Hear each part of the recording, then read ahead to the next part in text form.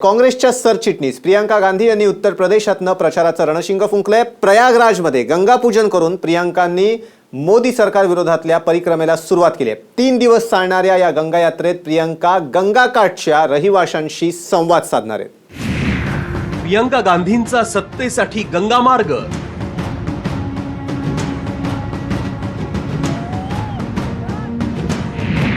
पंतप्रधानांच्या बालेकिल्ल्यात प्रियंकांची गंगा यात्रा। काँग्रेसची सत्तेसाठी हिंदुत्वाची प्रयोगशाळा। काँग्रेसच्या सरचिटणीस प्रियंका गांधी यांनी प्रयागराज ते वाराणसी अशी गंगा यात्रा सुरू केली आहे। पंतप्रधान नरेंद्र मोदींच्या मतदारसंघात प्रियंकांनी थेट हिंदुत्वाचं कार्ड हाती घेत लोकसभा निवडणुकीच्या प्रचाराचं रणशिंग फुंकलं आहे। गंगा यात्रेला सुरुवात करण्याआधी प्रियंकांनी प्रयागराजमधल्या बडे हनुमान मंदिराला भेट देत दर्शन घेतलं।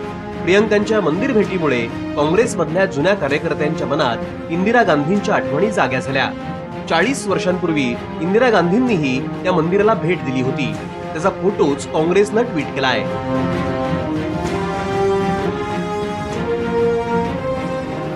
प्रियंकांच्या राजकारणातील सक्रिय प्रवेशामुळे काँग्रेसच्या कार्यकर्त्यांमध्ये उत्साह संचारल्याचं चित्रच या गंगा यात्रेतून दिसून आलंय। वाराणसीतल्या त्रिवेणी संगमावर प्रियंकांनी गंगा पूजन केलं। त्यानंतर मनैया घाट ते अस्सी घाट असा प्रवासही प्रियंकांनी केला। या प्रवासादरम्यान प्रियंकांनी गंगाकाठच्या रहिवाशांसोबत संवाद साधला। दुमदुमा घाटावर लोकांशी थेट संवाद साधताना प्रियंकांनी मोदी सरकारवर निशाणा साधला। पश्चिम उत्तर प्रदेश से आलू के किसान और एक किसान ने एक भाई ने एक बहुत महत्वपूर्ण चीज बोली। उन्होंने कहा किसान का कोई चौकीदार नहीं होता, अमीरों के चौकीदार होते हैं।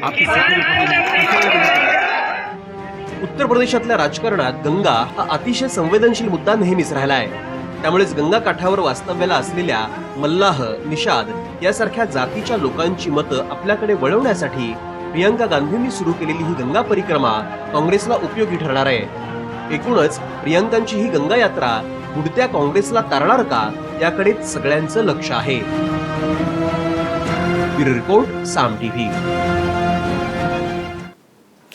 लोकसभा निवडणुकीसाठी काँग्रेसच्या महासचिव प्रियंका गांधी यांनी उत्तर प्रदेशमधनं रणशिंग फुंकलंय। लोकसभेतनंच सत्ता स्थापनेचा मार्ग जातो हे लक्षात ठेवूनच काँग्रेसनं मतदारांना आकर्षित करण्यासाठी कंबर कसली आहे, त्याचीच तयारी म्हणून प्रियंका गांधींच्या बोट यात्रेला सुरुवात झाली आहे। प्रयागराज इथे संगमावर गंगा नदीची पूजा करून प्रियंका गांधींच्या या जनसंवाद यात्रेला सुरुवात झाली। तब्बल 140 किलोमीटरच्या या गंगा यात्रेत किनाऱ्यावरच्या जनतेशीही त्या संवाद साधणार आहेत। तसंच आवश्यक त्या ठिकाणी बस आणि ट्रेन ही प्रवास करणार आहेत। याआधी गंगा यात्रेच्या आदल्या दिवशी प्रियंका गांधींनी जनतेला उद्देशून खुलं पत्र सुद्धा लिहिलं होतं। या पत्रात त्यांनी भाजप सरकारनं युवक, कष्टकरी वर्ग, शेतकरी, महिलांकडे दुर्लक्ष केल्याचा आरोप देखील केला होता।